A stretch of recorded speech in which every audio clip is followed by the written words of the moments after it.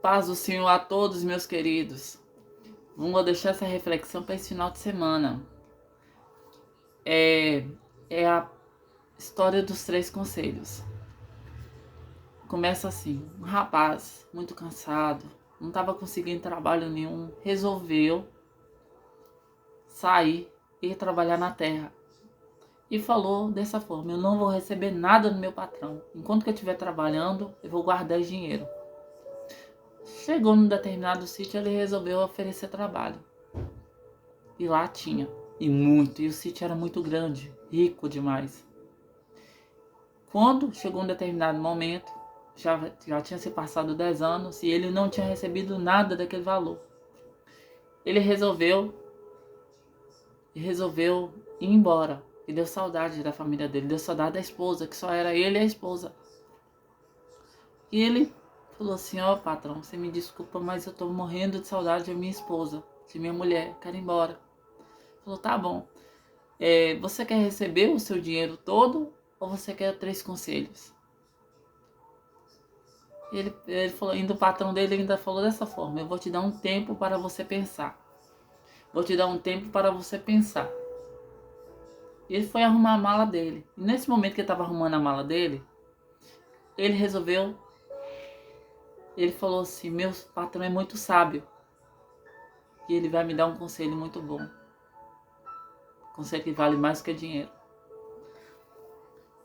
E ele falou assim: eu quero conselho, não vou querer o dinheiro não. E o patrão dele deu 3 conselhos. Deu 3 conselhos. Primeiro, não pegais caminhos curtos, nem atalhos. Segundo, não ser curioso. E o terceiro, não agir em momento de raiva. Ele saiu da fazenda, só que quando ele estava saindo, o patrão dele pegou e falou assim: ó, leva esse pão e só come quando você estiver com sua esposa. Parta no meio e coma quando você estiver com sua esposa. Terminando isso, ele começou a pegar o caminho da estrada. Quando estava num determinado caminho, bem longe, cansado, apareceu um rapaz. Falou assim: ó, se você pegar ali aquele caminho ali da esquerda ali, ó, você vai cortar bastante essa estrada toda. Ele começou a andar pelo caminho que o rapaz falou. Aí ele lembrou do primeiro conselho, falou assim: não pegar esses caminhos curtos, nem atalhos. Ele voltou para trás e começou a continuar por aquele caminho longo.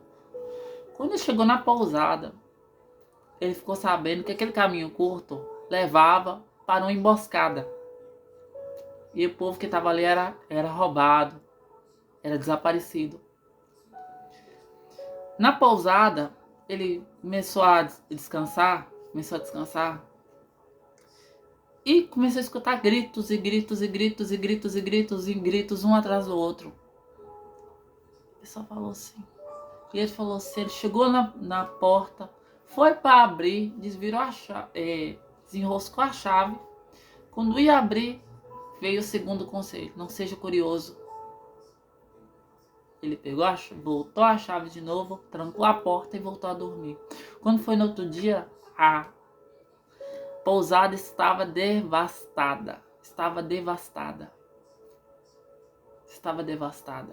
Ele pegou, olhando aquilo, ele perguntou, tomando o café dele: o que aconteceu? Um louco apareceu aqui e todas aquelas pessoas que saiu, ele matou. Ele continuou a estrada, seguiu, chegou na casa dele. Quando chegou na casa dele, ele parou na cerca e olhou. Quando ele olhou, ele viu a esposa dele. Só que quando ele ia correr para abraçar a esposa dele, ele viu a esposa dele sendo abraçada por um homem alto, forte. Ele pegou uma pedra e foi para cima. Só que ele pegou no meio do caminho. Ele lembrou do terceiro conselho do patrão dele. E resolveu dormir ali naquela porta mesmo. Já estava de tardinha, já estava noitinha mesmo. Quando foi dia de manhã cedo, ele acordou, já bateu na porta da esposa. A esposa dele começou a abraçar ele, chamou ele para tomar café. Só que ele empurrava ela.